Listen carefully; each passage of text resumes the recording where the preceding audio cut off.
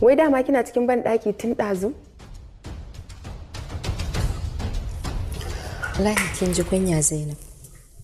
Ko ƙiri-ƙiri ƙarfi da yaji kuna so ku ɗaura laifi akan mai gaskiya. Jamila, wannan rainin naki ya ishe ni mara kunya fitsararriya. To wallahi ko kuna so ko ba kwa so insha Allah sai gaskiya ta yi halinta.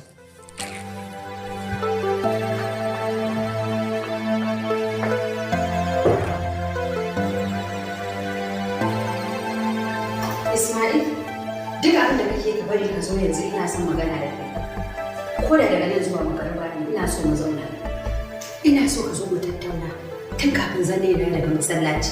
Ka san idan ya tafi sallar magarba baya dawowa sai an yi isha.